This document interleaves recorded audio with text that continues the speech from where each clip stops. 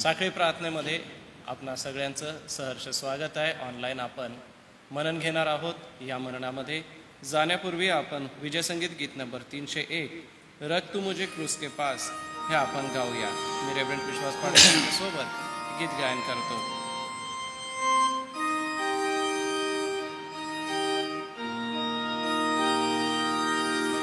रख तू मुझे क्रूस के पास, वहाँ मुक्त सोता, सबको चंगा करने को बके सदा होता. क्रूसी को सदा लो धन्य मानता हूँगा, जब तक उसी राज्य को मैं न पहुँचूँगा. क्रूस के पास जब मेरा तभी मुक्ति पाई, वहाँ किरण सूर्य की मेरे दिल में आई. क्रूसी को सदा लो धन्य मानता हूँगा, जब तक उसी राज्य को मैं न पहुँचूँगा. तेरी दया क्रूस के पास मुझे पहुँचावे, मेरे ऊपर सदा लो क्रूस की छाया होए.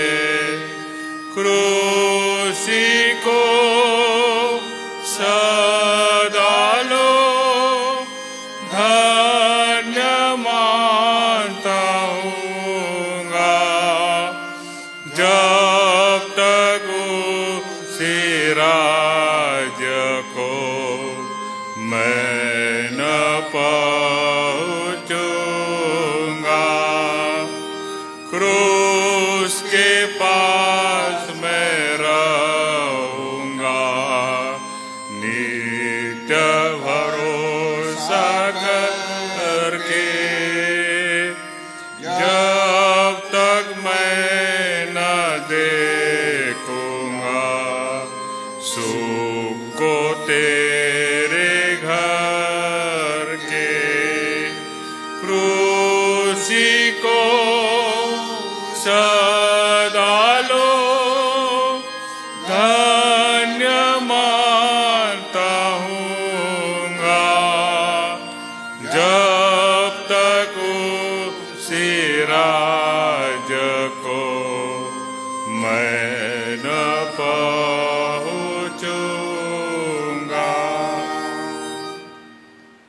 प्रियजन हो, सकाळपासून आपण साखळी प्रार्थनेमध्ये आपला वेळ घालवत आहोत. प्रार्थना योद्धे या ठिकाणी येत आहेत व प्रार्थना करीत आहेत व परमेश्वरासमोर आपल्या सर्व प्रार्थना सादर करीत आहे. आपल्या विश्वासाला व आपल्या प्रार्थनेला जोड मिळावी म्हणून आज सायंकाळी आपण मनन चिंतन घेत आहोत. आजचं जे मनन आहे ते सन्माननीय रेव्हरंड सॅमसन जयकर पाळक साहेब यांच्याकडून आहे. येणाऱ्या मननापूर्वी आपण प्रार्थना करणार आहोत. आपल्या मंडळीचे पंच श्री राजेंद्र व्यास यांना मी विनंती करेन आपण पुढे यावं आणि सर्वप्रथम आपण प्रार्थना करावी. या प्रार्थना करू. पुन्हा परमेश्वर बापा, आजच्या सायंकाळी आभार मानतो, स्तुती करतो. परमेश्वरा, पुन्हा नव्याने तुझ्या वचनाचं मनन करण्यासाठी, तुझे पवित्र वचन ऐकण्यासाठी, तुझ्या पवित्र मानना प्रभू आमच्यासोबत आमच्यापर्यंत येण्यासाठी परमेश्वरा तुझी कृपा आम्हा प्रत्येकाला पुरलीस. आम्ही आभार मानतो परमेश्वर, तू आमच्यावर दया केलीस, तू आमच्यावर कृपा केलीस आणि या या दिवसामध्ये प्रभू तू आमच्याशी बोलत आहेस, याबद्दल आभार मानतो परमेश्वरा. आजच्या सायंकाळी परमेश्वरा आम्ही विशेष करून तुझ्या दासासाठी प्रार्थना करतो. तुझी कृपा त्यांना पुरव. तुझं पवित्र वचन त्यांच्या मुखातून आमच्यापर्यंत येत असताना आम्हाला प्रत्येकाला लागणारी कृपा पुरव. ऐकणारे मन दे. जे ऑनलाईन बघत आहेत त्यांनाही तुझी कृपा पुरव. प्रत्येकाला आशीर्वादित कर. एक नवीन सामर्थ्य, एक नवीन विश्वास, एक नवीन मार्गदर्शन प्रभू आमच्यापर्यंत येईल. आमचा पूर्ण विश्वास आहे. आम्हा प्रत्येकाला एक नवीन कृपा पुरव. आजची सायंकाळ आम्ही तुझ्या हाती येतो परमेश्वरा. सर्व प्रकारच्या तांत्रिक अडचणी दूर कर. आमच्या प्रार्थना ऐकलीस, आम्ही आभार मानतो. येशूच्या नावात मागतो म्हणून तू ऐक. आमेन. धन्यवाद ब्रदर.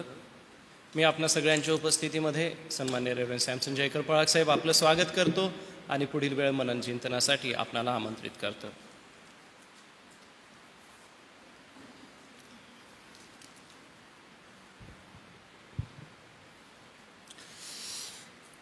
थँक्यू पाळक साहेब.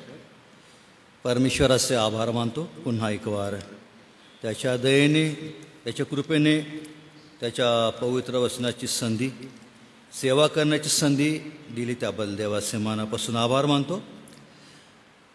ऐकणाऱ्या सर्व प्रिय मंडळीला प्रभू ख्रिस्ताच्या पवित्र नावामध्ये सलाम.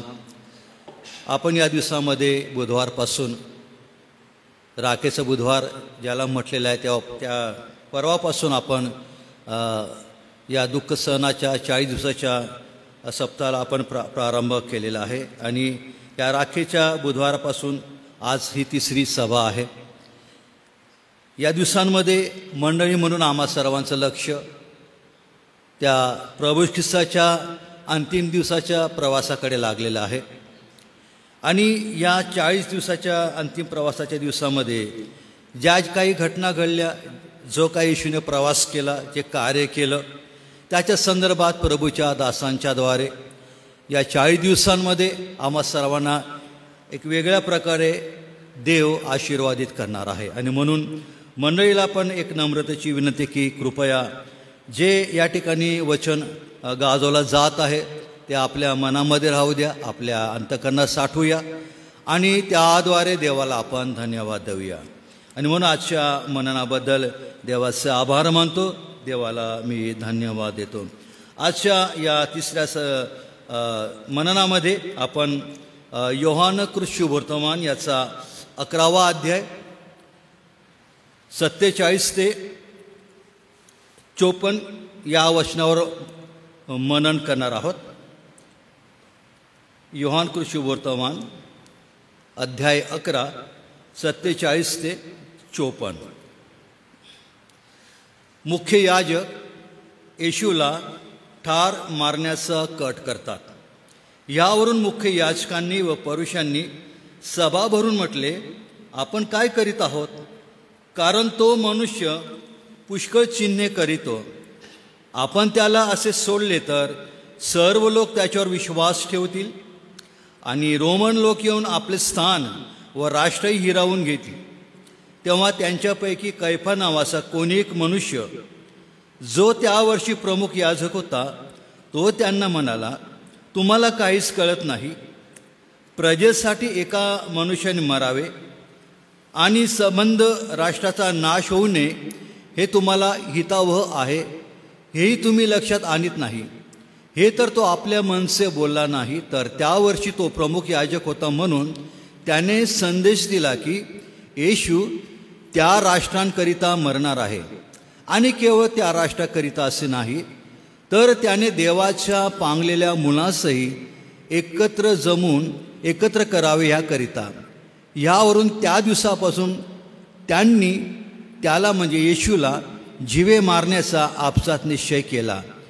ह्यामुळे येशू तेव्हापासून यहुदी लोकांमध्ये उघडपणे फिरला नाही, तर रानाजवळील प्रांतातील एफ्राईम नावाच्या नगरास गेला आणि तेथे आपल्या शिष्यांसह राहिला. परमेश्वर देवबाप या वाचलेल्या वचनांच्याद्वारे आमचं सहाय्य करो. आम्हा सर्व विश्वासणाऱ्या ऐकणाऱ्या श्रोत्यांना ऑनलाईन सभेमध्ये हजारचे सर्व भाऊ बहिणींना ही वचनं आशीर्वादित करू. प्रार्थना करू 2 शब्दाची. सर्वशक्तिमान आमच्या थोन कृपाळू परमेश्वरा, आभार मानतो, तुला धन्यवाद देतो आजच्या या अनमोल प्रसंगाबद्दल.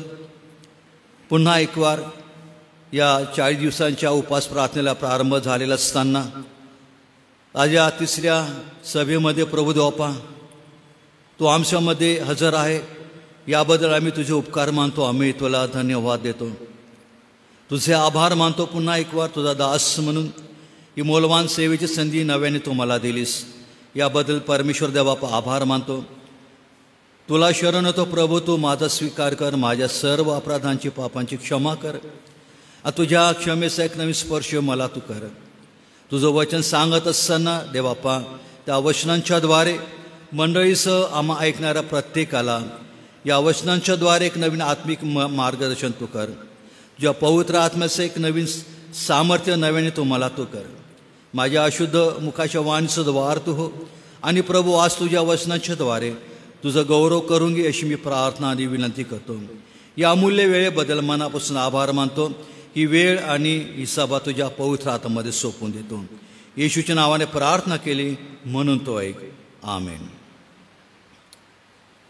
या शास्त्र भागाचा जो मुख्य विषय जो आहे, जी वचनं वाचली की प्रभू येशू ख्रिस्ताला ठार मारण्याचा कट या ठिकाणी रचण्याचा प्रसंग आम्हाला या ठिकाणी पाहायला मिळत आहे. आणि त्यामुळे काय झालं आहे की प्रभू येशू ख्रिस्ताला ही गोष्ट समजली तेव्हा तो यहुद्यांमध्ये उघडपणे न फिरता एफ्राईम नावाच्या नगरास गेला आणि आपल्या शिष्यांसह त्या ठिकाणी तो राहिलेला आहे असं पवित्र शास्त्रामध्ये म्हटलेलं आहे. या ठिकाणी काही महत्त्वाच्या गोष्टी आपल्या पुढे आहेत. या शास्त्र भागातील मुख्य घटना प्रसंगावर आपण थोडक्यामध्ये मनन करणार आहोत. यामध्ये काही पात्र आहेत, काही गावं आहेत, मुख्य याजक परुषी आहेत, न्यायसभा आहे, प्रभू येशू ख्रिस्ताला ठार मारण्याचा ठराव किंवा निश्चय करणे आहे, मुख्य याजक कैफा त्याचं स्टेटमेंट आहे, त्याचं विधान आहे. आणि या शास्त्र भागामध्ये जो काही मुख्य आशय आहे तो आशय आम्ही पाहत असताना की का प्रभू येशू ख्रिस्ताला ठार मारण्याचा कट यहुदी धर्मपुढाऱ्यांनी केलेला आहे. त्याचं कारण हे की जर कालच आम्ही ऐकलं डॉक्टर रेव्हरंड जेकर यांच्याकडून की येशू ख्रिस्ताने 4 दिवस मृत झालेल्या त्या डेड बॉडीला, लाजरसच्या डेड बॉडीला पुन्हा जिवंत केलेलं होतं. आणि तो जिवंत झाला तेव्हा जो मेलेला होता तो जिवंत झालेला हे बघून अनेक यहुदी लोकांनी येशू ख्रिस्ताचा स्वीकार केला, त्याच्यावर विश्वास ठेवलेला होता. परंतु अनेक जणांनी विश्वास न ठेवता ही घडलेली प्रत्यक्ष घटना किंवा चमत्कार पुरुषांकडे जाऊन येशूने काय केलेलं आहे हे त्यांना सांगितलेलं होतं. जर तुम्ही 11वा अध्याय 45 वचन वाचाल तर त्यामध्ये या ठिकाणी असं म्हटलेलं आहे की मरियेकडे आलेल्या यहुद्यांनी त्याने म्हणजे येशूने जे केले ते पाहिले आणि त्यांच्यापैकी पुष्कळ जणांनी त्याच्यावर विश्वास ठेवला. पण कित्येकांनी पुरुषांकडे जाऊन येशूने काय केले हे त्यांना सांगितले. मग ह्यावरून बायबलमध्ये असं म्हटलं की मुख्य याजक आणि पुरुषांनी तत्काळ त्यांची सभा भरवलेली आहे. आणि सभा भरून या सभेमध्ये येशू ख्रिस्ताविरोधात कट रचण्यात आला. हा कट साधासुद्धा नव्हता, तर त्याला जीवे मारण्याचा निश्चय किंवा ठराव करण्यात आला होता. वचन 53 मध्ये असं म्हटलेलं आहे की यावरून म्हणजे कशावरून, मृत लाजरसला पुन्हा जिवंत केलेल्या घटनेवरून त्या दिवसापासून त्यांनी म्हणजे यहुदी धर्मसभेने लोकांनी येशूला जीवे मारण्याचा आपसात निश्चय केला होता. आणि म्हणून प्रभू ख्रिस्त उघडपणे न फिरता जवळच असलेल्या एफ्राईम नावाच्या गावाला तो निघून गेलेला शिष्यांबरोबर. आता एफ्राईम हे जे शहर आहे यरुशलेमच्या उत्तरेस ईशान्य दिशेला आहे आणि शोमरोन प्रांताच्या सीमेवर असून ते बेथेलापासून थोडं काहीसे अंतरावर दूर आहे. एफ्राईम या नावाचा जो अर्थ आहे पवित्र शास्त्र आधारित तर फलद्रूप किंवा फलवान होणं. याकोबाची जे 12 मुलं होते त्यापैकी एक जो होता योसेफ आणि त्याची मिस्री जी पत्नी होती आसनत यांच्यापासून योसेफाला 2 मुलं होते. एक होतं एफ्राहीम आणि दुसरा होता मनश्शे. आणि याकोबाने आपल्या वृद्धपकाळामध्ये एफ्राहीम आणि मनश्शे दोघा नातवांना आशीर्वाद दिल्याची घटना पवित्र शास्त्रामध्ये उत्पत्ती 40 पासून पुढं आम्हाला पाहायला मिळते. एफ्राहीम आणि मनश्शे इस्रायलाच्या वंशाचे मूळ पुरुष होते. त्यामुळे की इस्रायलाचे जर वंशगणना केली तर 12 नव्हे तर 13 वंश होते असं म्हटलेलं आहे. परंतु त्यांचा उल्लेख मूळ 12 वंशातच केला गेला आणि गणण्यात आलेला आहे. गणना 13, 32, 33, 39 वचनामध्ये इस्रायलच्या 12 वंशांमध्ये नंतर देशाची विभागणी झाली आणि या 12 वंशाच्या आपापल्या वाटेला जे देश प्रदेश आले. एफ्राईमच्या वाट्याला पॅलेस्टाईनच्या मध्यावरचा डोंगराळ भाग आला आणि यालाच एफ्राईमचा पर्वत म्हटलेलं आहे. आणि एफ्राईम नावाचं एक शहर होतं आणि या शहरामध्ये प्रभू ख्रिस्त या कटामुळे यहूदांमध्ये न फिरता त्या ठिकाणी तो गेलेला आहे. मुख्य याजक, परुशी, सनेद्रीन सभा या कटाचे मुख्य सूत्रधार आम्हाला पाहायला मिळत आहे. आणि ज्यांनी अविश्वास ठेवला ते लोक येशूच्या विरोधात कट कारस्थान करण्यामध्ये या सभेमध्ये मुख्य भूमिका बजावणारे आम्ही पाहत आहे. प्रभू येशू ख्रिस्ताविरुद्ध कट रचण्याचे काही उद्देश याच्यामध्ये आम्हाला पाहायला मिळतात. पुन्हा लाजरसला मेलेले पुन्हा जिवंत करण्यापूर्वी प्रभू ख्रिस्ताने अनेक चमत्कार केले होते. असंख्य रोग्यांना, व्याधीग्रस्तांना बरं केलेलं होतं. परंतु एका मेलेल्या व्यक्तीला तेही 4 दिवसानंतर त्या सडलेल्या डेड बॉडीमध्ये जीवन आणणं, प्राण आणणं, त्याला पुन्हा जिवंत करणं, कबरेतून बाहेर बोलावणं, या अद्भुत अलौकिक अशा घटनेमुळे अनेक लोकांनी येशूवर विश्वास ठेवला. परंतु ज्यांनी हा चमत्कार पाहिला त्यांनी विश्वास न ठेवता या घटनेचा वृत्तांत यहुदी धर्मपुढाऱ्यांना, परुषांना जाऊन दिली. आणि मग येथून या यहुदी धर्मपुढाऱ्यांमध्ये फार मोठा एक प्रचंड खळबळ माजलेली आम्हाला पाहायला मिळतं.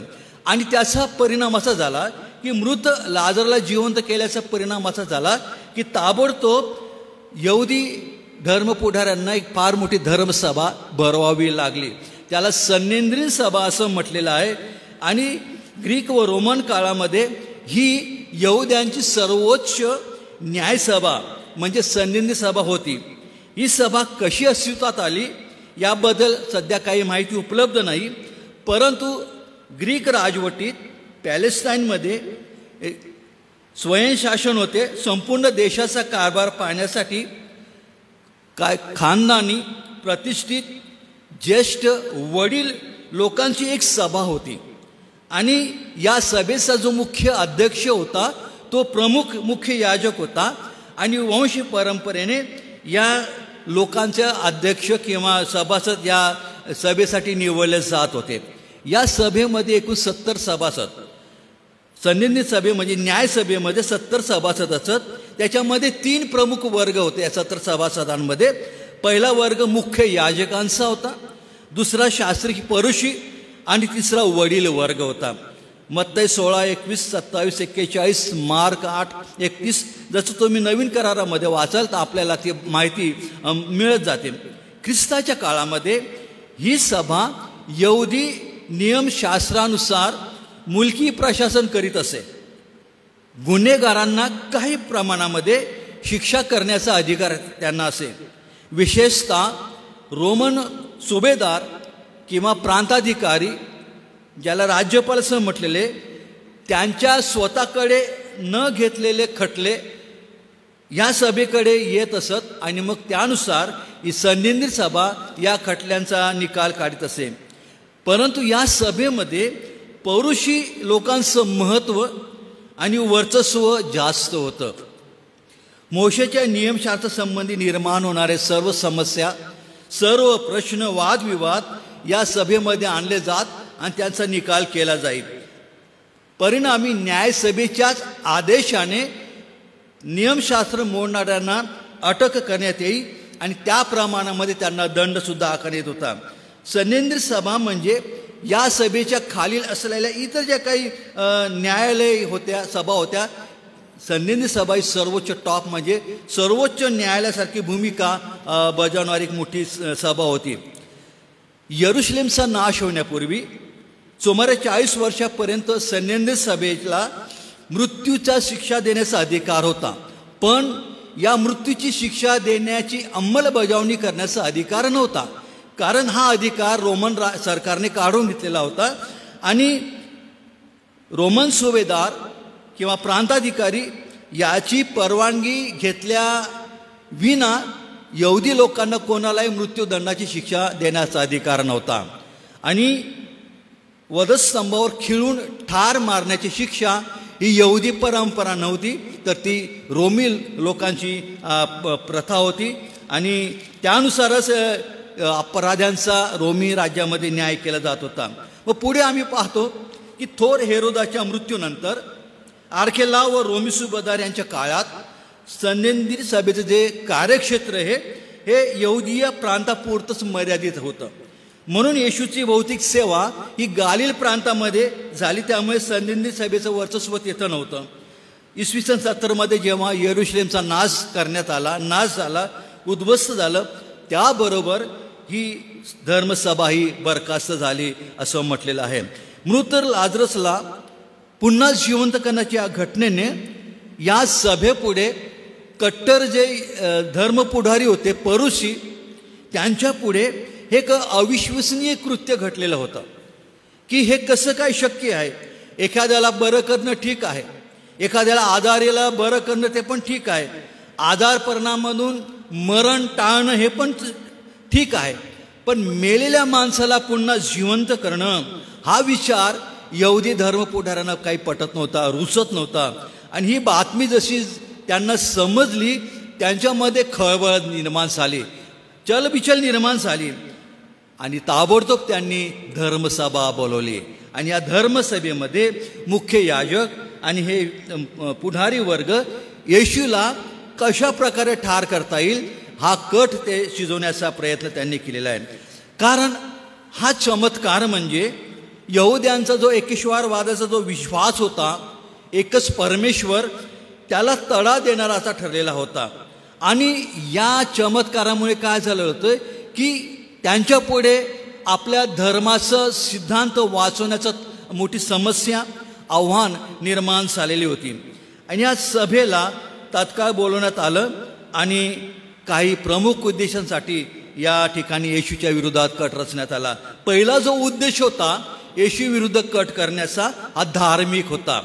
कारण या चमत्कारामुळे अनेक यहुदी लोक त्यांनी आपला विश्वास येशूवर व्यक्त केलेला होता आणि येशूच्या मागे ते जात होते.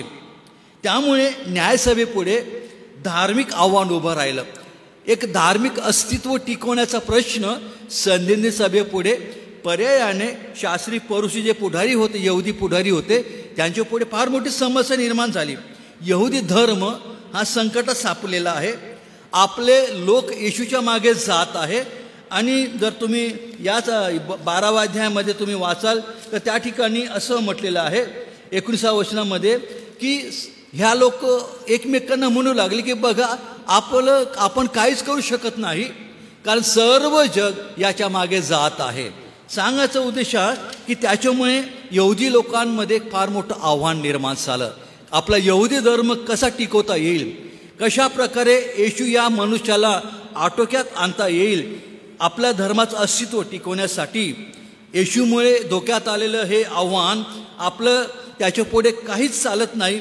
आपण काय करीत आहोत हा प्रश्न त्यांच्या पुढे उभा राहिलेला आहे. आणि म्हणून 47 वचनामध्ये असं म्हटलेलं आहे, यावरून मुख्य याजकांनी पौरुषांनी सभा भरवली आणि मृत लाजरसला पुन्हा जिवंत करणं या चमत्कारावर चर्चा होत असतानाच ते म्हणतात की आपण काय करीत आहोत. विरुद्ध भाषेमध्ये म्हणायचं आपलं काही चालत नाही, आपण काहीच करू शकत नाही, कारण तो मनुष्य तर म्हणजे येशू ख्रिस्त पुष्कळ चिन्हे करत आहे. समस्या धार्मिक संकट उभं राहिलं होतं. दुसरा महत्त्वाचा उद्देश राजकीय होता आणि राजकीय उद्देशासाठी येशू ख्रिस्ताविरुद्ध कट रचण्यात आलेला आहे. म्हणजे सभेने प्रभू येशू ख्रिस्ताला ठार मारण्याचा जो कट रचला होता त्याचा प्रमुख जो महत्त्वाचा उद्देश होता तो राजकीय होता. 18व्या वचनामध्ये असं म्हटलेलं आहे, आपण त्याला म्हणजे येशूला असे सोडले तर सर्व लोक त्याच्यावर विश्वास ठेवतील आणि रोमन लोक येऊन आपले स्थान व राष्ट्रही हिरावून घेतील. एक अनामिक भीती यहुदी लोकांपुढे उभे राहिली होती, धर्मपुढाऱ्यांपुढे, या सन्निधन सभेपुढे उभी होती. येशूला जर असंच मोकळं सोडलं लोक त्याच्या मागे जातील, पण ज्या रोमन सरकारच्या अधिपत्याखाली आपण आहोत ते सुद्धा काय करतील, आपल्यावर कब्जा करतील. राष्ट्र म्हणून, यहुदी राष्ट्र म्हणून आपला सुद्धा नाश होईल. आणि म्हणून आता काहीतरी केलं पाहिजे. या उद्देशाने, या राजकीय हेतूसाठी त्यांनी येशूच्या विरोधात कट करण्याचं त्यांनी ठरवलेलं आहे. हे आव्हान फार व्यापक होतं, प्रचंड होतं. आणि खरी गोष्ट आहे, जिथं धर्माचं आव्हान निर्माण होतं, राष्ट्राचं आव्हान निर्माण होतं, तिथं रक्त सांडेपर्यंत युद्ध केलं जातं असं म्हटलेलं आहे. ह्या जगाचा इतिहास आहे. आणि येशू ख्रिस्त जेव्हा त्याने मृत लाजराला जिवंत केलेलं आहे तेव्हा ही समस्या त्या चमत्कारापुरती मर्यादित नव्हती, तर त्याच्याही पलीकडे गेलेली होती. कारण यहुदी लोकांना लाजरच नाही तर त्यांचं धर्माचं भवितव्य आणि स्वतःच्या देशाचं हित जपण्याची समस्या त्यांच्या पुढे निर्माण झालेली होती एकाच व्यक्तीमुळे, तो म्हणजे प्रभू येशू ख्रिस्ताला. आणि म्हणून या दुहेरी प्रमुख उद्देशासाठी या यहुदी लोकांनी धर्मसभेने, संधिनी सभेने ही सभा बोलवली आणि या सभेमध्ये प्रभू येशू ख्रिस्ताला ठार मारण्याचा कट शिजवला गेला, रचला गेला. आणि निश्चय म्हणजे असा पक्का ठराव त्यांनी केलेला आहे की 53व्या वचन, ह्या त्या दिवसापासून, लाजरसला जिवंत केलेल्या दिवसापासून त्यांनी येशूला जीवे मारण्याचा आपसात निश्चय केला, ठराव केला, मंजूर केला. या सभेमध्ये एक अद्भुत अलौकिक असा सिद्धांत आम्हाला पाहायला मिळत आहे या स्टेटमेंटमध्ये. कारण याच्यामध्ये आणखी एक व्यक्ती आहे, त्याच्यावर आपण थोडक्यामध्ये लक्ष देणार, तो म्हणजे मुख्य याजक कैफा. सभेला कैफाने, हा जो मुख्य याजक होता, त्याने सभेला जो सल्ला दिलेला होता हा जरी सभेच्या दृष्टिकोनातून योग्य होता, त्यांच्या दृष्टीने रास्त होता, परंतु लेखक प्रेषित योहान याच्या दृष्टीने मुख्य याजकाने दिलेला सल्ला अत्यंत सिद्धांतिक असा होता. काय म्हटलं याजकाने, तेव्हा त्यांच्यापैकी कैफा नावाचा कोणी एक मनुष्य त्या वर्षी प्रमुख याजक होता. तो त्यांना म्हणजे धर्मसभेमध्ये त्यांना म्हटलं, तुम्हाला काहीच कळत नाही, प्रजेसाठी एका मनुष्याने मरावे व संबंध राष्ट्राचा नाश होणे हे तुमच्यासाठी हितकारक आहे, हे तुम्हाला कळत नाही का? हे तर तो आपल्या मनसे बोलला नाही, तर त्या वर्षी तो प्रमुख याजक होता म्हणून त्याने संदेश दिला की येशू त्या राष्ट्रासाठी मरणार आहे. त्या राष्ट्रासाठीच नाही तर देवाच्या पांगलेल्या मुलांनाही जमवून एकत्र करावे या उद्देशाने येशू मरणार आहे. कळत न कळत कैफा नावाच्या या मुख्य याजकाने प्रभू येशू ख्रिस्ताबद्दलचं एक महान सत्य या ठिकाणी जाहीर केलेलं आहे. जे सिद्धांतिक सत्य आहे, एका राष्ट्रासाठी म्हणजे यहुदी राष्ट्रासाठी, इस्रायल राष्ट्रासाठी, इस्रायल प्रजेसाठी येशूनं मरावं हे किती चांगलं आहे हे तो सांगत आहे. तो आपल्या मनचं बोलला नाही असं म्हटलेलं आहे की एक कळत न कळत त्याने येशूला बघून हे विचार अद्भुतरित्या प्रगट केलेला आहे. एका मनुष्याने म्हणजे येशूनं मरावे. दुसरी महत्वाची गोष्ट, कोणासाठी मरावं? पांगलेल्या देवाच्या मुलांना एकत्र करणं. दोन उद्देशासाठी येशूला मरणं भाग आहे हे या ठिकाणी तो जाहीर करत आहे. देवाच्या मुलांना योहान या ठिकाणी जो शब्द वापरत आहे तो विश्वास ठेवणाऱ्या प्रत्येकासाठी त्याने हा शब्द वापरलेला आहे. कैफाने हा संदेश दिलेला आहे. येशूला ठार मारण्यासंबंधी संदेश होता. तरी प्रिय मंडळीनो, आपल्या सर्वांना ठाऊक आहे की प्रभू ख्रिस्त काही फक्त एका राष्ट्रासाठी मरायला आला नाही. प्रभू ख्रिस्त केवळ एका समाजासाठी आपला प्राण द्यायला नाही. प्रभू ख्रिस्त एका देशासाठी मरायला आला नाही, तर कळत न कळत कैफाच्या मुखातून योहान 3:16 या वचनाची पुनरुक्ती झाल्याचा भास आम्हाला होत आहे. तो म्हणजे देवाने जगावर एवढी प्रीती केली की त्याने आपला एकुलता एक पुत्र दिला, यासाठी की जो कोणी त्याच्यावर विश्वास ठेवतो त्याचा नाश होऊन देतो, त्याला सार्वकालिक जीवन प्राप्त व्हावे. मुख्य याजक कैफा याने जे स्टेटमेंट केलं ते त्यावेळी येशूच्या विरोधात रचण्यात आलेल्या कटासंदर्भात होतं. पण त्याला काय माहीत की सर्व मनुष्यासाठी, सर्व जगाच्या पापी मानवांच्या बदल्यात एक बदली म्हणून येणारा जो प्रभू ख्रिस्त तो प्रायश्चित्ताचं कार्य पूर्ण करणार आहे, त्याची जणू काही कबुली तो या ठिकाणी तो देत आहे. आणि किती महान सत्य आहे प्रिय भावांनो बहिणींनो की प्रभू येशू ख्रिस्ताने हे प्रायश्चित्ताचं कार्य तुमच्या आणि माझ्या ऐवजी त्या वधस्तंभावर त्याने पूर्ण केलेलं आहे. येशूचं मरण हे पापी लोकांच्या बदली होतं. तो प्रातिनिधिक मृत्यू होता, म्हणजे पाप्यांची जागा घेणारा. मी पापी होतो की माझी जागा, पापाचं वेतन मला मिळायला पाहिजे होतं. माझ्या ऐवजी येशू ख्रिस्त क्रूस खांबावर वधस्तंभावर बलिदान झाला, त्यांनी प्राण अर्पण केलेला आहे. हा त्याचा अर्थ आहे. कळत न कळत कैफा योहानाच्या त्या सिद्धांताला जणू काय पुष्टी देत आहे या ठिकाणी म्हणत आहे. आणि आपण देवाचा आभार मानू प्रियांनो की प्रभू ख्रिस्त हा आमच्या ऐवजी मरण पावलेला आहे. वास्तविक ती शिक्षा आम्हाला मिळायला पाहिजे, ती मला मिळायला पाहिजे. पण प्रभू ख्रिस्त फक्त यहुदी राष्ट्रांसाठी आला नाही, तर तो संपूर्ण जगातील पापी मानवासाठी आलेला आहे. का तर नाश होऊ नये या उद्देशाने. आता नाश हा फार मोठा सिद्धांतिक विषय आहे, आपण येणाऱ्या दिवसामध्ये त्याच्यावर आपण चर्चा करणार आहोत. तर त्याला सार्वकालिक जीवन मिळावं आणि म्हणून येशू ख्रिस्ताला अटक करण्यामागे प्रमुख उद्देश हाच होता. इकडे एक यहुदी धर्म आहे, त्यांचा देश आहे, त्यांना वाचवायचं आहे. इकडं प्रभू ख्रिस्त आहे आणि त्याच्या मागे जाणाऱ्या लोकांचा विश्वासांचा गट वाढत आहे. या दोघांमध्ये हे सर्व काही द्वंद्व चाललेलं आम्हाला पाहायला मिळत आहे. आणि जरी यहुदी लोकांनी येशू विरोधात कट कारस्थान केलं, तर याचा खरा मुख्य सूत्रधार कोण आहे? सैतान. होय, सैतान आहे. कारण प्रभू येशू ख्रिस्त हा वधस्तंभावर जाणार आहे, तो बलिदान करणार आहे, याची जास्त भीती लोकांपेक्षा सैतानाला आहे होती. आणि मग उत्पत्ती 3:15 देवाने जेव्हा मनुष्याने पाप केलं, त्या पापाचा परिणाम जाहीर केला, न्याय जाहीर केला, त्या सैतानाचा बी न्याय केला. आणि त्याच वेळेला सैताना सांगितलं की तू आयुष्यभर जन्मभर पोटाने चालशील आणि मी तुझ्यामध्ये आणि स्त्रीच्या संततीमध्ये वैर स्थापन करीन. तो तुझे डोके फोडील आणि तू त्याची टाच फोडशील. हे भविष्यवचन प्रत्यक्ष सैतानाला सुद्धा सांगण्यात आलेलं होतं त्या एदेन बागेमध्ये. सर्पाच्या रूपात जेव्हा ते हजर होता आणि तेव्हापासून सैतानाला माहीत होतं की एक दिवस स्त्रीच्या पोटी जन्माला येणारा मसीह हा माझा पराभव करणार आहे, माझं डोकं ठेचणार आहे. म्हणून सतत तेव्हापासून वधस्तंभावर जाईपर्यंत येशूच्या मागे कळत न कळत सैतान मागे लागलेला होता. कसंही करून सैतानाचा हा डाव होता की येशूला ठार करणं.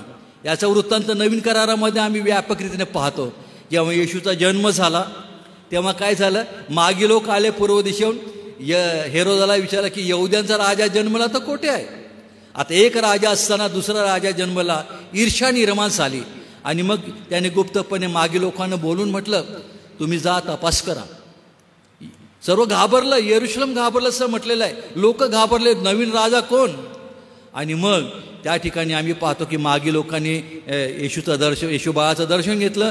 स्वप्नामध्ये देवाने त्यांना दुसऱ्या वाटेने जायला लावलं. आपल्याला मागे लोकांनी फसवलं हे बघून हा हेरोद भयंकर क्रोधाविष्ट झाला. आणि इतिहासकार जोसेफसने ते वृत्तांत लिहून ठेवलेला आहे की भयंकर क्रूर कत्तल बेथलेहेम आणि आसपासच्या नगरामध्ये, शहरांमध्ये करण्यात आली. 2 वर्षाच्या आतील बालकांची निर्घुण हत्या येशूच्या जन्माच्या वेळेला करण्यात आली. उद्देश मागे, हेरोदाच्या मागे सैतान की या अनेक असंख्य बालकांमध्ये एखादा येशू असेल, बालक असेल, तो मी मारून टाकल. पुढे आम्ही येशूची परीक्षा पाहतो. येशूच्या परीक्षा कोणी घेतली? सैतानाने घेतली आणि त्याला उंच डोंगरावर नेलं आणि सांगितलं की तू इथून खाली उडी मार. असं लिहिलं येशू की देवदूत तुला हातावर झेलून धरतील, तुझ्या पायाला ढोंड्याची ठेच लागू नये म्हणून. बघा सैतान किती धूर्त आहे. इतक्या उंचावरून येशूनं खाली उडी मारावी आणि मग येशूला त्या ठिकाणी मरण यावं, हा सैतानाचा उद्देश होता. मग प्रियानं येशूने डायरेक्ट उडी मारली का? मला देवदूत धरतील, झेलून धरतील, मला काही इजा होणार नाही असं काय घडलं का? काहीच घडलं नाही. कारण येशूला माहीत होतं सैतानाचा डाव. आपण येशूनं देवाच्याच वचनाने सैतानाला त्या ठिकाणी फटकारलेलं आहे. सैतान तिथं न थांबता आता शास्त्री परुषी या लोकांच्या माध्यमातून येशूचा काटा काढायचा प्रयत्न करत आहे. आणि शेवटी वधस्तंभावर शेवटच्या अंतिम समाला सुद्धा तो ज्याने पश्चाताप केला नाही त्या चोराच्या मुखातून सुद्धा सैतानाने हेच वारले, येशू तू देवाचा पुत्र आहेस ना, तू खाली उतर आणि आम्हाला वाचव, तू स्वतःची सुटका कर. बघा सैतानाला हे ठाऊक होतं की येशू हा माझा नाश करणार आहे, माझा न्याय करणार आहे, तो मरण पावणार आहे उद्धारासाठी, कार्य करण्यासाठी. पण तो कोणत्या पद्धतीने मरण पावणार आहे ही योजना सैतानाला कळलेली नव्हती. म्हणून पौल म्हणतो 2 Corinthians 2:8 जर ही योजना या जगातील कोणत्याही अधिकाऱ्याला कळली नव्हती, कळली असती तर त्यांनी देवाच्या पुत्राला वधस्तंभावर खिळलंच नसतं. देवाची योजना, येशू ख्रिस्ताचा मार्ग फार भिन्न होता. परंतु येशू एफ्राईम प्रांतामध्ये का निघून गेला? कारण येशू सतत सांगत होता अद्याप माझी वेळ आली नाही, अद्याप माझी वेळ आली नाही. ती वेळ जी फक्त येशूला माहीत होती, जी परमेश्वराला माहीत, त्याच्या पित्याला माहीत होती, ती वधस्तंभावर जाण्याची वेळ. आणि शेवटी ती वेळ केव्हा आली? येशू ख्रिस्त जेव्हा गेतसेमानी बागेमध्ये गेले, प्रार्थना केली आणि जेव्हा तो यहूदा इस्करियोत, बघा तो पण सैतानाने प्रेरलेला होता, धरले होतं, त्याने त्याला धरून दिलं. तेव्हा त्या गेतसेमानी बागेमध्ये येशूने काय म्हटलं?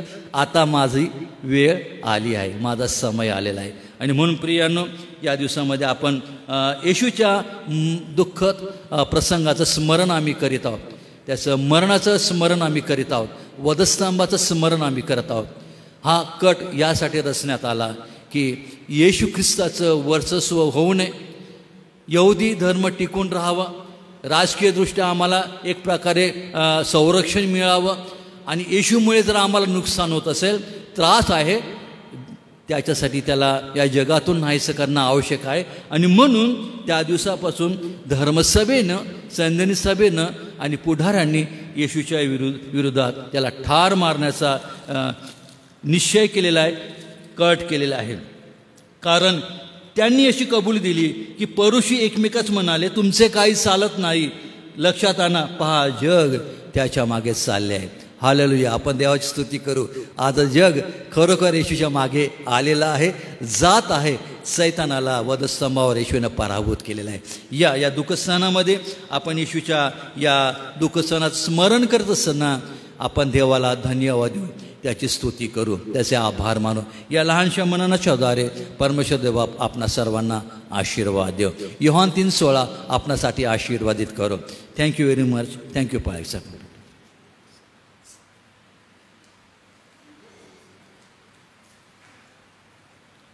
परमेश्वराला धन्यवाद असो. प्रियजन हो, या दिवसांमध्ये आम्ही आमचं लक्ष वधस्तंभाकडे लावलेलं असताना आम्हा सगळ्यांच्या विश्वासाला प्रोत्साहन देण्यासाठी इतकं सुंदर हे पवित्र वचन आलेलं आहे. आणि कैफाच्या द्वारे, ज्या सनेद्रीन सभेच्या द्वारे ख्रिस्ताच्या मरणाची घोषणा केली गेली, परंतु ही परमेश्वराची योजना होती. परंतु आम्ही मानव विश्वास ठेवतो की आमच्या उद्धारासाठी ख्रिस्ताने आपला प्राण दिला व तो आम्हाला घेण्यासाठी पुन्हा येणार आहे. त्याच्यावरती दृढ विश्वास ठेवून आपलं जीवन प्रभूमध्ये आपण जगूया. आजच्या वचनाच्या सेवेसाठी मी परमेश्वराला धन्यवाद देतो. रेव्हरंड सॅमसन जयकर पाळक साहेब, आपलं मनपूर्वक मी आभार मानतो. या वेळेला मी सन्माननीय रेव्हरंड विश्वास पाडवी साहेबांना विनंती करणार आहे. सरते शेवटी आपण प्रार्थना करायची आहे. आपण 13 ते 15 मार्च या महिन्यामध्ये होणाऱ्या वार्षिक मेळाव्यासाठी प्रार्थना करावीत. रेव्हरंड बालचंद्र शेजुळे आपल्याकडे येतील. सोबतच श्रावणी या ठिकाणी होणारा जो मेळावा आहे त्यासाठी आपण आठवण करावी. 13 तारीख ते 16 एप्रिल यामध्ये आपला झावळ्याचा रविवारपासून दुःख सहनाचा आठवडा आहे. पास्टर राजू जयस्वाल आणि रेव्हरंड संजय सिंग हे वचनाच्या सेवेसाठी येतील व बाप्तिस्मा वर्गाच्या विद्यार्थ्यांचा बाप्तिस्मा सुद्धा होणार आहे. तर या प्रसंगांसाठी देखील आपण प्रार्थना करावीत. सोबतच मंडळीतले आजारी प्रियजन आहेत त्यांना प्रभुदेव बाप आपलं आरोग्य देव. उद्या जागतिक महिला दिन आहे. महिला दिनाची आपण आठवण देखील करावी व साखळी प्रार्थना जी चालू आहे त्यामध्ये जे विषय आपण सगळ्यांनी घेतलेले आहेत त्या विषयांसाठी थोडक्यात आपण प्रभूकडे प्रार्थना करावीत.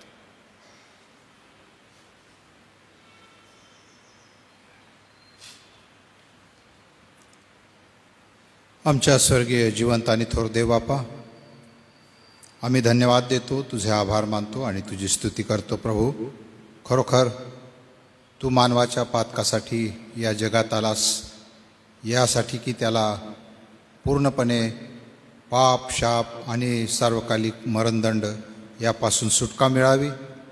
आणि खरोखर देव बापा, ही दैवी योजना आपल्या समयामध्ये तू पूर्ण करून घेतलेली आहेस.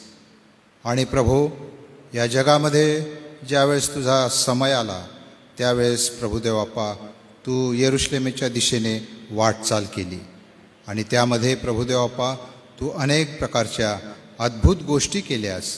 आणि जो तू एकच एक परमेश्वर, त्या परमेश्वराने जी महान प्रीती मानवजातीवर केली, त्या महान प्रीतीचं शेवटचं कृत्य म्हणजे त्या वधस्तंभावर आमच्या प्रभूचं जाणं, हे त्यांनी आपल्या कृतीने सिद्ध करून दाखवलं की मी तुझ्यावर मरेपर्यंत, आपला प्राण देवपर्यंत प्रीती करणारा तुझा एकच एक देव आहे. परमेश्वरा, आम्ही खरोखर मनापासून तुझे आभार मानतो, तुझी स्तुती करतो. जी संदेशवचनं तुझ्या दासाकडून आम्हाला मिळालेली आहेत ती आमच्या जीवनामध्ये प्रभू आम्ही मनपूर्वक स्वीकारतो. आणि प्रभू, जो तू आमच्या पापासाठी, आमच्या स्वतःच्या पापासाठी प्रभू वधस्तंभी गेलास, त्या तुझ्या जाण्याने आमचं सर्व प्रकारचं पाप धुतलं गेलेलं आहे असा आमचा पूर्ण विश्वास आहे. आम्ही तुझी स्तुती करतो आणि तुझ्या नावाला धन्यवाद देतो. खरोखर देवबापा, या दिवसामध्ये आम्ही त्या तुझ्या वधस्तंभी जाणं या सर्व कृत्येकडे विशेष लक्ष द्यावं, यासाठी की देवबापा त्यामधूनच आमचा स्वर्गीय रस्त्याकडे जाण्याचा आमचा मार्ग प्रभू तयार होत असतो. आणि म्हणून देवबापा, आम्ही मनपूर्वक या दिवसामध्ये आपलं मन तुझ्याकडे लावावं आणि मनपूर्वक प्रभू देवबापा या सर्व गोष्टींचं चिंतन आणि मनन करावं, यासाठी आम्हाला लागणारी कृपा पुरेव अशी आम्ही तुला प्रार्थना आणि विनंती करतो. देवबापा, आज दिवसभर आम्ही सर्वजण मंडळी म्हणून प्रभू देवबापा प्रत्येकजण प्रार्थना करणारा, तुझा विश्वासणारा या ठिकाणी येऊन प्रभू ज्या विनंत्या, ज्या प्रार्थना, ज्या गरजा आणि ज्या समस्या प्रभू देवबापा मंडळीविषयी आणि इतर मध्यस्थीच्या प्रार्थना घेऊन प्रभू देवबापा लोक तुझ्याकडे आलेले आहेत. आणि खरोखर त्यांच्या प्रार्थना तू ऐकलेल्या आहेस आणि येणाऱ्या दिवसात प्रभू देवबापा या प्रार्थनांचं उत्तरं आम्हाला पाहायला मिळणार आहेत असा आमचा पूर्ण विश्वास आहे. म्हणून तुझ्या नावाला आम्ही धन्यवाद देतो आणि तुझे आभार मानतो. प्रभू देवबापा, या दिवसांमध्ये अनेक प्रकारचे कार्यक्रम आहे, मेळा आहे आणि प्रभू देवबापा पॅशन वीक आहे आणि प्रभू देवबापा लेकरांचे बाप्तिस्मे आहेत, बाप्तिस्मा विधी आहे, गुड फ्रायडे, ईस्टर संडे आणि प्रभू देवबापा या सर्व गोष्टी येणाऱ्या दिवसात व्यवस्थित रीतीने पूर्ण व्हाव्या, कार्यक्रम व्हावे, लोकांनी यावं आणि प्रभू निराळ्या प्रकारे तुझे संदेश ऐकावे आणि पुन्हा एकदा प्रभू तुझ्यामध्ये एक मजबूत ख्रिस्ती जीवन जगण्यासाठी प्रेरणा घ्यावी. म्हणून या दिवसामध्ये तू विशेष रीतीने आमच्या मंडळीतल्या सर्व लोकांचं तू सहाय्य हो, त्यांचे मार्ग तू मोकळे कर. म्हणून 13 मार्च ते 15 मार्च या काळामध्ये प्रभुदेव आपण नंदुरबार या ठिकाणी वार्षिक मेळावा आहे. रेव्हरंड बालचंद्र सेजुळे प्रभू तुझे दास येणार आहेत आणि हा मेळावा प्रभुदेव आपा अनेक चांगल्या गोष्टींनी आशीर्वादित कर अशीच आम्ही तुला प्रार्थना आणि विनंती करतो. येणारे तुझे दास प्रभुदेव आपा त्यांना देखील प्रभू वरून येणारं ज्ञान आणि वरून येणारं तू समज दे आणि प्रभू आत्म्याने आणि खरेपणाने प्रभुदेव आपा तुझ्या वचनाची घोषणा त्यांनी करावी. म्हणून त्याचवर ते आपली कृपादृष्टी ठेव. अशी आम्ही तुला प्रार्थना आणि विनंती करतो. 13 ते 16 एप्रिलपर्यंत प्रभुदेवापा झावळ्याचा रविवार ते प्रभुदेवापा ईस्टर संडेपर्यंत प्रभू जो पॅशन वीक आहे त्यामध्ये पास्टर राजू जयस्वाल धुळे या ठिकाणी नाशिक या ठिकाणाहून येत आहे आणि प्रभुदेवापा या संपूर्ण आठवड्यामध्ये तुझं वचन प्रभू आमच्या कानावर पडणार आहे आणि त्या वचनाद्वारे देखील प्रभू आम्हा सर्वांना पुन्हा एकदा नवीन शक्ती आणि नवीन जीवन तू दे अशी आम्ही तुला प्रार्थना आणि विनंती करतो. प्रभुदेवापा ईस्टर संडेच्या अगोदर प्रभुदेवापा रेव्हरंड संजय सिंग पुणे या ठिकाणाहून येणार आहेत आणि त्यांचं देखील येणं आमच्यामध्ये आशीर्वादाचं होऊ दे अशीच आम्ही तुला प्रार्थना आणि विनंती करतो.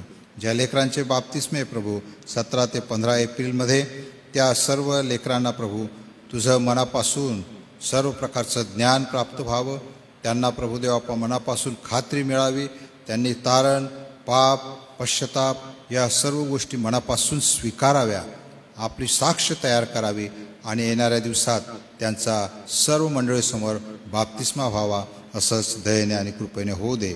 म्हणून हे सर्व कार्यक्रम येणाऱ्या दिवसात तू आशीर्वादित कर आणि लगेच प्रभुदेवापा श्रावण या ठिकाणी देखील एक सुंदरशी जागृती सभा आहे आणि त्या सभेमधून देखील जे तुझे दास येणार आहेत, अनेक ठिकाणचे लोक येणार आहेत प्रभू, त्यांचं देखील तू सहाय्य कर आणि त्या जागृती सभेद्वारे अनेकांना तू आशीर्वादित कर अशीच आमची तुला प्रार्थना आणि विनंती आहे.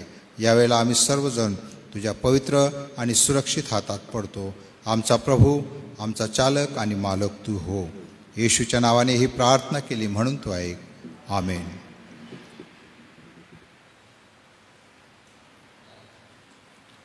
धन्यवाद पाडवी साहेब. यावेळेला आपण प्रभूने शिकवलेली प्रार्थना म्हणूया आणि प्रभूच्या प्रार्थनेनंतर आजचे नियोजित वक्ते रेव्हरंड सॅमसन जयकर पाळक साहेब पुढे येऊन प्रभूचा आशीर्वाद देतील. गीत गायन करून आजचं मनन आपण थांबवणार आहोत व जी साखळी प्रार्थना आहे त्याबद्दल मग आपण पुढे प्रस्थान करूया. हे आमच्या स्वर्गातील पित्या, तुझे नाव पवित्र मानले जावो, तुझे राज्य येवो, जसे स्वर्गात तसेच पृथ्वीवरही तुझ्या इच्छेप्रमाणे हो. आमची रोजची भाकर असतो आम्हास दे, आणि जसे आम्ही आमचे ऋणी असू सोडितो तसेच तो आमचे ऋणी आम्हा सोड, आणि आम्हास परीक्षेत आणू नकोस तर आम्हा सर्व वाईटापासून सोडीव, कारण की राज्य सामर्थ्य आणि गौरव ही सर्व काळ तुझीच आहे. आमेन. आणि आता आपला तारणारा प्रभू येशू ख्रिस्ताची कृपा, देवबापाची प्रीती, पवित्र आत्म्याची सहभागिता या मंदिरामध्ये हजर असणाऱ्या सर्व प्रभूच्या दासांबरोबर, ऑनलाईन सभेमध्ये हजर असणाऱ्या आमच्या सर्व प्रिय विश्वासणाऱ्यांबरोबर, एसे चर्च अंतर्गत सर्व मंडळ्या, एसे ट्रस्ट अंतर्गत सर्व कारभार या सर्वांबरोबर आणि देवाचं निवडलं इसरायलाशी आजबरोबर आता आणि सदा सर्व काळापर्यंत असो. आमेन. ख्रिस्त पवित्र शांती सप्रीति शोभा सौंदर्य माझी आजीवनी येशू पवित्र तू शुद्ध मज करी तुझे सौंदर्य दिसोया जीवनी. आमेन. उद्या शनिवार असल्यामुळे सायंकाळचं मनन होणार नाही, परंतु रविवारी सकाळी 9 वाजता आपली नित्य प्रार्थना होईल. सर्वांना सलाम.